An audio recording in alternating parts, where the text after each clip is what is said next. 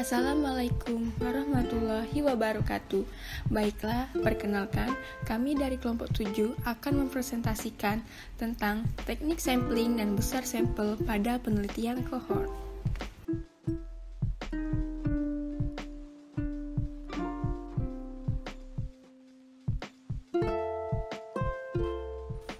Sebelumnya, saya akan memperkenalkan anggota kelompok kami terlebih dahulu. Yang pertama, ada Rahma Sintia Jamaluddin, Aisyah Ilmidiana Safitri, Silvi Ramadona, Rapida, Asri Novianti, Tiara Nisa Putri, dan Amiranda.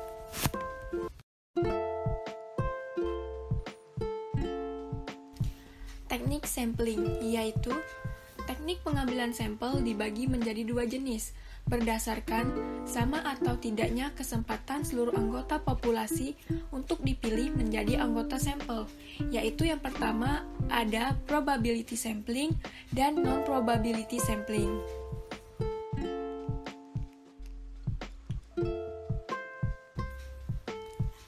Yang pertama itu ada teknik probability sampling acak, yaitu adalah cara pengambilan sampel dengan semua objek atau elemen dalam populasi memiliki kesempatan yang sama untuk dipilih sebagai sampel, dan yang termasuk dalam teknik probability sampling antara lain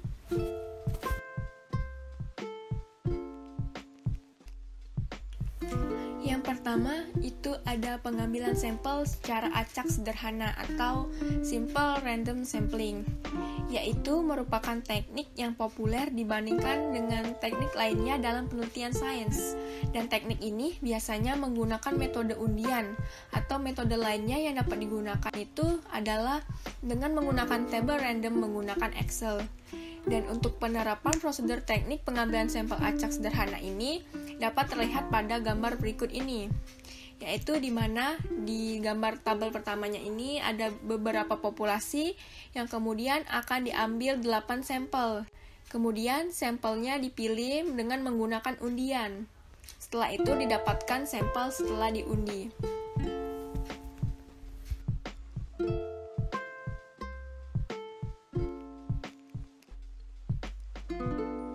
Kedua itu ada systematic random sampling, yaitu adalah metode dengan menggunakan rumus sampling interval sebagai berikut, di mana K sama dengan N besar dibagi N kecil, di mana K adalah sampling interval dan N besar adalah jumlah seluruh anggota populasi dan N kecil adalah jumlah sampel yang diinginkan.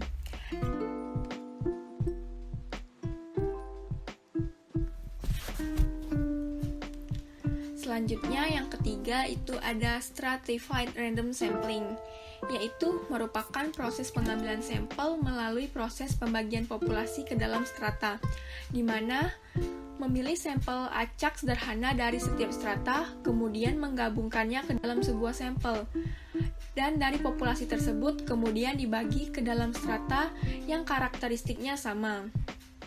Dan di bawah ini ada contohnya. Di dalam suatu penelitian tentang kepuasan pasien rawat inap di Rumah Sakit X pada bulan Januari 2017, populasi pasien rawat inap pada bulan Januari 2017 adalah 300, dengan populasi tiap strata berjumlah sama.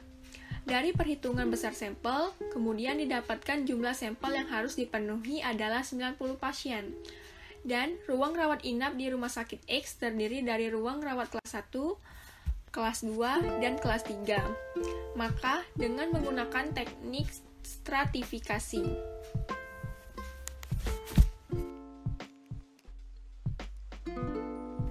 dan untuk contoh pengambilan sampelnya dapat dilihat di dalam bagan berikut ini.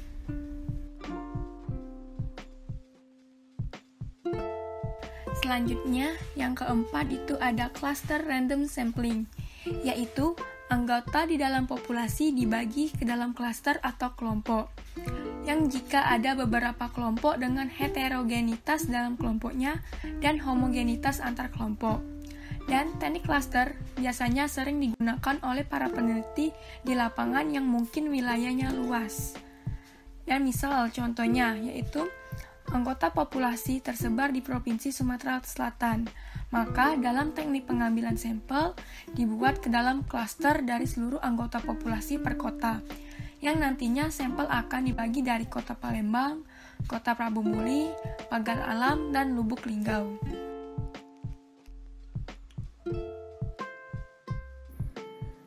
Teknik yang kedua yaitu teknik sampling tidak acak, di mana untuk cara pengambilan sampelnya dengan semua objek dalam populasi itu tidak memiliki kesempatan yang sama untuk bisa dipilih sebagai sampel.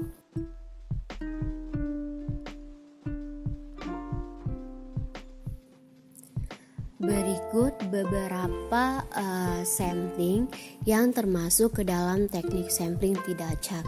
Yang pertama itu ada sampling pervasif, di mana untuk cara penarikan sampelnya itu dilakukan dengan memilih subjek berdasarkan pada karakteristik tertentu yang dianggap mempunyai hubungan dengan karakteristik populasi yang sudah diketahui sebelumnya.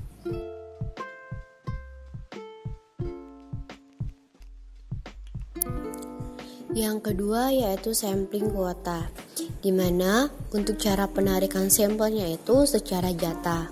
Contoh, suatu penelitian tentang tinjauan ketetapan kode diagnosa di rumah sakit X. Nah, di mana peneliti ini tuh menetapkan sampel yang harus terpenuhi itu sebanyak 50 dokumen rekam medis. Jadi, untuk pengambilan sampelnya itu dilakukan dengan memilih sampel secara bebas dengan karakteristik yang telah ditentukan peneliti.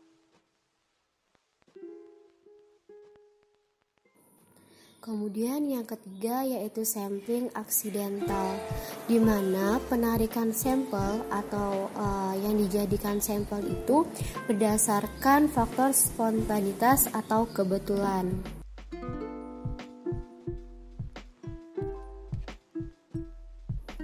Yang keempat yaitu sampling jenuh, di mana semua anggota populasi itu digunakan sebagai sampel. Dalam catatan, untuk jumlah populasinya itu kurang dari 30.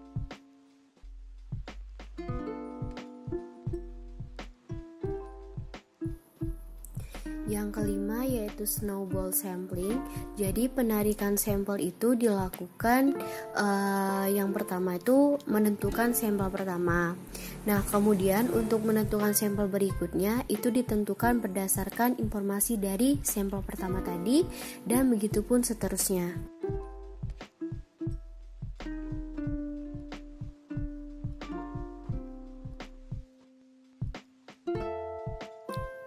Cara pemilihan sampel pada studi cohort. Cara yang pertama yaitu memilih kelompok terpapar, yaitu suatu kelompok dari populasi yang anggotanya itu telah terpapar faktor risiko yang dimaksud. Kelompok terpapar ini bisa diambil dari populasi umum maupun populasi khusus. Adapun karakteristik kelompok terpapar yang diambil dari populasi umum, yang pertama itu memiliki prevalensi paparan pada populasi yang cukup tinggi, mempunyai batas geografik yang jelas, secara demografiknya itu stabil, dan ketersediaan catatan demografik yang lengkap dan up to date.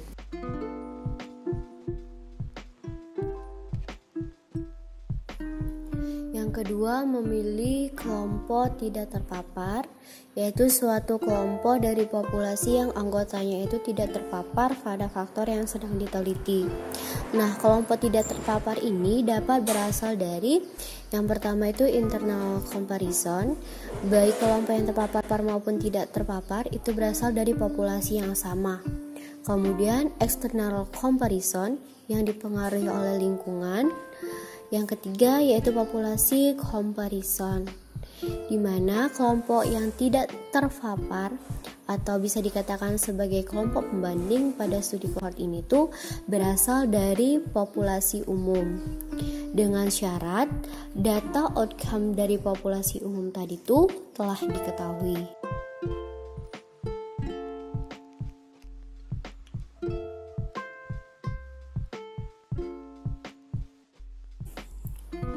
Perhitungan besar sampel pada studi cohort. Jadi, terdapat dua cara untuk bisa menghitung besar sampel pada studi kohort ini. Cara yang pertama yaitu menghitung besar sampel yang bertujuan untuk melihat uji beda dua proporsi, di mana terdapat dua pendekatan untuk bisa menghitung besar sampel uji beda dua proporsi ini. Pendekatan yang pertama yaitu pendekatan relatif risk. Artinya di sini terdapat relatif risknya.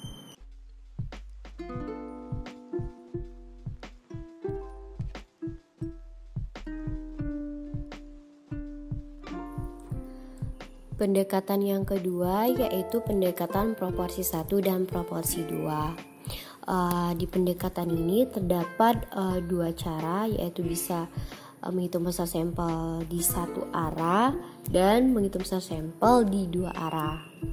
Kemudian cara yang kedua yaitu menghitung besar sampel untuk melihat beda dua rata-rata data independen. Di mana untuk menghitung besar sampelnya bisa dilihat dari rumus ini.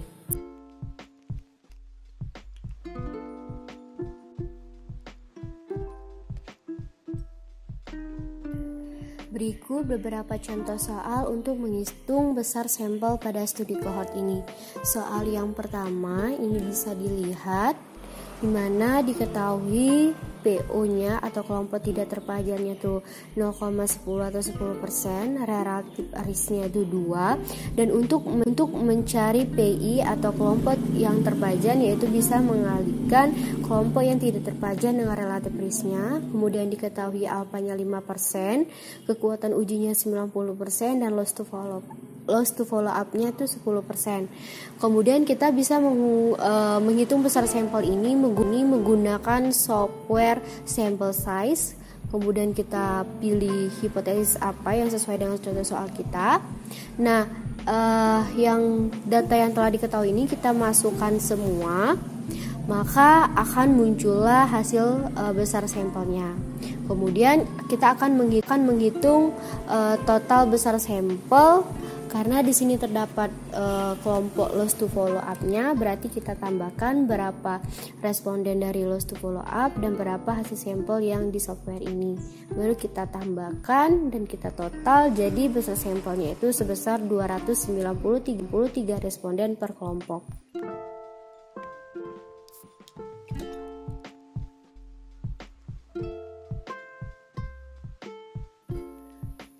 Untuk contoh soal kedua, ini menghitung besar sampel untuk uji beda dua rata-rata data independen.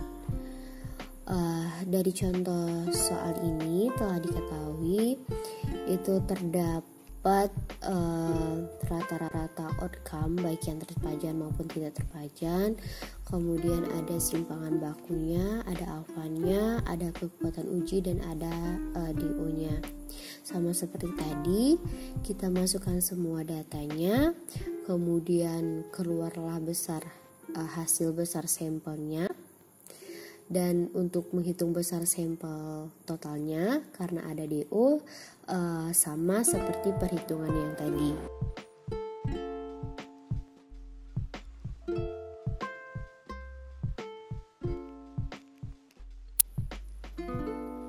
Untuk contoh soal yang ketiga ini sama seperti contoh soal yang pertama, yaitu menghitung besar sampel dengan pendekatan relatif risk.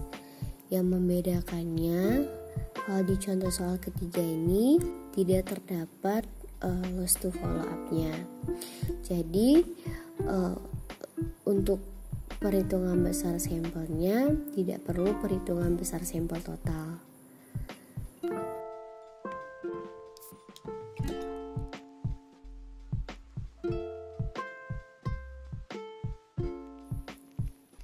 Sekian penjelasan dari kelompok kami tentang teknik sampling dan besar sampel pada penelitian kohort. Kami akhiri. Wassalamualaikum warahmatullahi wabarakatuh.